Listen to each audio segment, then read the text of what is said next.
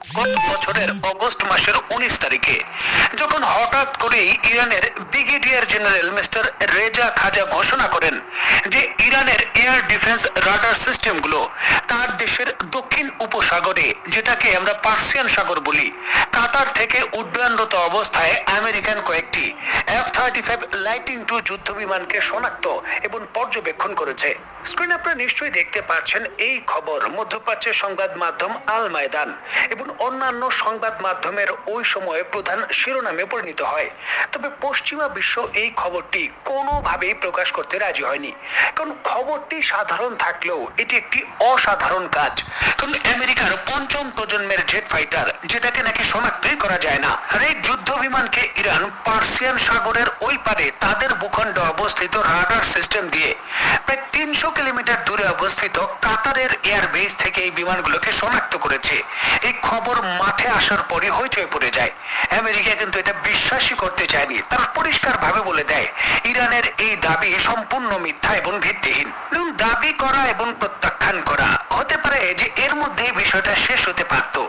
তবে ইরানের ইসলামী বিপ্লবী গার্ডের যিনি ব্রিগেডিয়ার জেনারেল রয়েছেন মিস্টার আমির রাস্তগারি, তার একটি বক্তব্য এবং কিছু প্রমাণ সকল কিছু ঘুরিয়ে দেয়। জনাব ব্রিগেডিয়ার জেনারেল তার বক্তব্যে বলেন, আমাদের কাছে আমেরিকার F-35 লাইটিং II জেট ফাইটারের ইলেকট্রিক সরঞ্জামের আঙুলের ছাপ আছে। শুনতে হাস্যকর লাগে না যে যুদ্ধ বিমানের আবার আঙুলের ছাপ? তবে হাস্যকর কথা হলেও এটাই কিন্তু বাস্তবতা।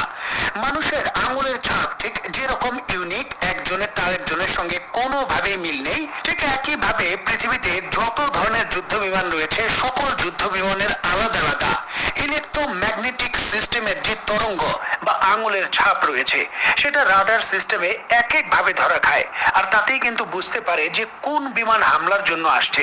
এমনকি এই আঙুলের ছাপ বা নিজস্ব ইলেকট্রিক তরঙ্গের কারণেই কিন্তু বোঝা যায় আকাশে উড়ন্ত অবস্থায় যে আমাদের বিমান না শত্রু বিমান, কোন বিমান আক্রমণে আসছে। এবং ইরানের পক্ষ থেকে আমেরিকার শনাক্তকৃত F-35 লাইটিং II জেট ফাইটারের যে ইলেকট্রোম্যাগনেটিক্যাল ওয়েভ বা আঙুলের ছাপ রয়েছে সেটা যখন প্রকাশ করা হয়, স্ক্রিনে নিশ্চয়ই আপনারা দেখছেন, তখনই কিন্তু আমেরিকার মাথা ঘুরে যায় যে ঘটনা তো সত্য, তাহলে কি দিয়ে ইরান এমনটা করলো? যদিও ইরানের টেকনোলজি অনেকটাই আধুনিক হয়েছে, তবে পঞ্চম প্রজন্মের যুদ্ধ বিমান 300 কিলোমিটার দূর থেকে তারা শনাক্ত করে ফেললো, তাও আবার এইভাবে, বিষয়টাকে কেন্দ্র করে কিন্তু আমেরিকার চিন্তা বাড়ে। এবং দীর্ঘ সময় ধরেই আমেরিকা এই প্রশ্নের উত্তর খুঁজছিল যে কি করে ইরানের মতো দেশ তাদের পঞ্চম প্রজন্মের জেট ফাইটারকে শনাক্ত করলো।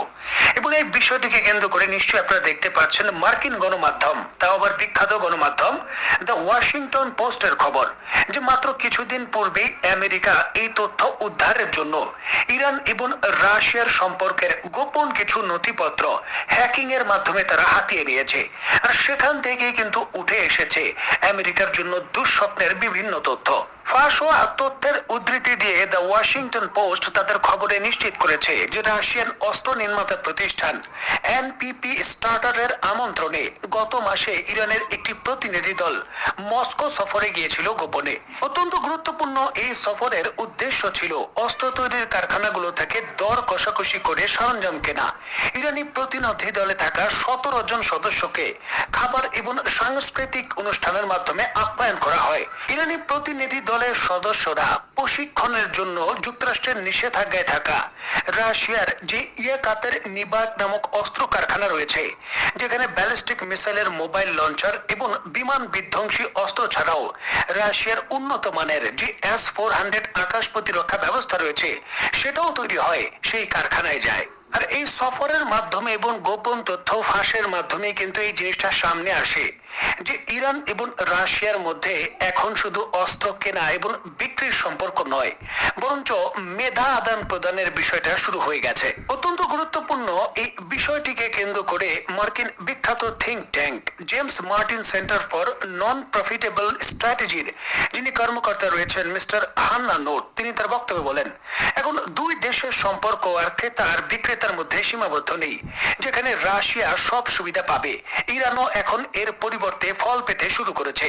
তাদের সম্পর্ক কেবল জিনিসপত্র আদান প্রদানে আর আটকে নেই, তারা এখন মেধা বিনিময়ের মতো অদৃশ্য সুবিধা পেতে শুরু করেছে। অত্যন্ত গুরুত্বপূর্ণ এই বিষয়টিকে কেন্দ্র করে মার্কিন যারা গোয়েন্দা কর্মকর্তা রয়েছেন তারা তাদের বক্তব্যে বলেন যে রাশিয়া এখন সরাসরি ইরানের কাছে কোনো ফিনিশিং প্রোডাক্ট বিক্রি করে না, বরঞ্চ তার প্রযুক্তি এবং তার যে নকশা রয়েছে সেগুলো তারা বিক্রি করে এবং বিনিময়ে ইরান থেকে সস্তা টেকনোলজির এবং তাদের নিজস্ব যে সকল অস্ত্রের উৎপাদনের সক্ষমতা রয়েছে সেখান থেকে বিপুল পরিমাণের অস্ত্র ইউক্রেনের যুদ্ধে ব্যবহারের জন্য তারা বিপুল পরিমাণে ইম্পোর্ট করছে। যুদ্ধকালীন পরিস্থিতি এবং নিজস্ব সামরিক বাহিনীর ব্যাপক চাহিদার কারণে রাশিয়া এখন তেমন অস্ত্র শস্ত্র তৈরি করে রপ্তানি করতে পারছে না। ভারতের মতো বৃহৎ বাজারও তারা ছেড়ে দিয়েছে। এই জায়গায় কিন্তু ইরানের সঙ্গে এই মেধা ট্রান্সফারের টেকনোলজিতে তারা এখন যুদ্ধের যোগান দিচ্ছে। আর আমরা যে বাবার 373 আকাশ প্রতিরক্ষা ব্যবস্থার কথা বলছি, যেটা রিসেন্টলি ইরান আপগ্রেড করেছে, সেটা মূলত S-400 এরই সম্পূর্ণ টেকনোলজি, যেটা নতুন ভাবে আপগ্রেড করার জন্য সম্পূর্ণ প্রযুক্তি এবং নকশা রাশিয়া ইরানকে দিয়েছে। এবং সেই রাডার সিস্টেম দিয়েই কিন্তু আমেরিকার F-35 লাইটিং টু জেট ফাইটারকে শনাক্ত করা হয়েছে। এবং মার্কিনের কর্মকর্তা বলেন যে আমরা এখনো সঠিকভাবে জানি না যে আসলে কতগুলো ইউনিট বর্তমানে ইরান রাশিয়ার সহযোগিতায় তাদের দেশে মোতায়েন করেছে। যদিও আমরা স্পষ্ট ভাবে এমনটাই বলছি যে মধ্যপ্রাচ্যের সর্বাত্মক যুদ্ধে আমেরিকা চায় না, যার জন্য কিন্তু ইরানের ভেতরে ইসরায়েলকে আক্রমণের অনুমতি দেয়নি। তবে বাস্তবতা এবং গ্রাউন্ড রিয়েলিটি কিন্তু একেবারে ভিন্ন। রাশিয়ার সহযোগিতা এবং নিজস্ব মেধা বিকাশের উচ্চতর যে সক্ষমতা, দুইটাকে একত্রে করে ইরান তার দেশের ভেতর S-400 আকাশ প্রতিরক্ষা ব্যবস্থার কয়েকটি ইউনিট মোতায়েন করে রেখেছে। যেই আকাশ প্রতিরক্ষা ব্যবস্থা দিয়ে অলরেডি তারা আমেরিকার F-35 লাইটিং টু জেট ফাইটারকে শনাক্ত করেছে সফলভাবে। সুতরাং এমন পরিস্থিতিতে ইসরায়েল তার পঞ্চম প্রজন্মের জেট ফাইটার গুলো নিয়ে সেই জায়গায় আত্মাহুতি দিতে যাবে না। স্ক্রিনে বর্তমানে আপনারা নিশ্চয়ই দেখতে পাচ্ছেন বাবার 373 যে আধুনিক ভেরিয়েন্ট রয়েছে সেটার পূর্ণাঙ্গ দৃশ্য। একেবারে হুবহু রাশিয়ান S-400 আকাশ প্রতিরক্ষা ব্যবস্থা যে সিস্টেম রয়েছে সেটাতেই এই জায়গায় তারা শুধু বাইরের দিক থেকে কিছুটা পরিবর্তন করে একেবারে হুবহু সেটাই তৈরি করেছে।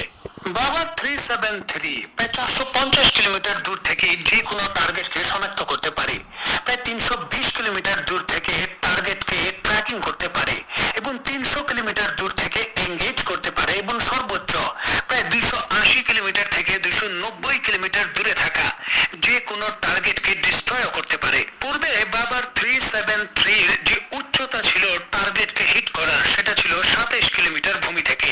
বর্তমানে সেটাকে আপগ্রেড করে 32 কিলোমিটার করা হয়েছে। ইরানের এই আকাশ প্রতিরক্ষা ব্যবস্থা একসঙ্গে 300 টার্গেটকে শনাক্ত করতে পারে এবং 60টিকে তার মধ্যে একসঙ্গে ট্র্যাকিং করতে পারে এবং 6টিকে একসাথে এসে এঙ্গেজ করে হামলাও করতে পারে। ইরানের এই আকাশ প্রতিরক্ষা ব্যবস্থায় সর্বোচ্চ 24টি মিসাইল থাকে এবং যেই মিসাইল দিয়ে এটাকে টার্গেট এঙ্গেজ করে সেই মিসাইলের গতি হয়ে থাকে প্রতি সেকেন্ডে প্রায় 7220 মিটার বা মাক 8 বা শব্দের থেকেও 8 গুণ দ্রুত গতি। এর বলে রাখা ভালো যে S-400 আকাশ প্রতিরক্ষা ব্যবস্থায় যে ইন্টারসেপ্ট বা মিসাইল ব্যবহার করা হয়েছে মাক 8 গতির ঠিক একই ধরনের মিসাইল ব্যবহার করা হয়েছে এই বাবার 373 এর আকাশ প্রতিরক্ষা ব্যবস্থায়।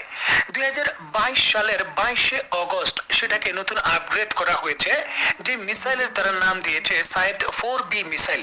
মূলত রাশিয়ান ওই মিসাইলের ডিজাইনের উপর ভিত্তি করেই তারা এটা তৈরি করেছে। 2022 সালের আগে বাবারের যে ভেরিয়েন্ট গুলো রয়েছে 2022 সালের পর যেগুলো তৈরি হয়েছে সেগুলো কিন্তু এক নয়, সেগুলো তৈরি হয়েছে হুবহু রাশিয়ার 400 আকাশ প্রতিরক্ষা ব্যবস্থার বেজের অনুযায়ী, যেটাই কিন্তু শনাক্ত করেছে আমেরিকান যুদ্ধ বিমান F-35 কে। এখন অনেকেই শুনি বলেন যে ইরানের আকাশ প্রতিরক্ষা ব্যবস্থা নাকি ততটা শক্তিশালী নয়। ইসরায়েলের বিমানগুলো একবার আসুক, এসে কয়টি ফেরত যায়, তারপর আপনি গুনে গুনে বলবেন যে আকাশ প্রতিরক্ষা ব্যবস্থা আসলে কতটুকু শক্ত।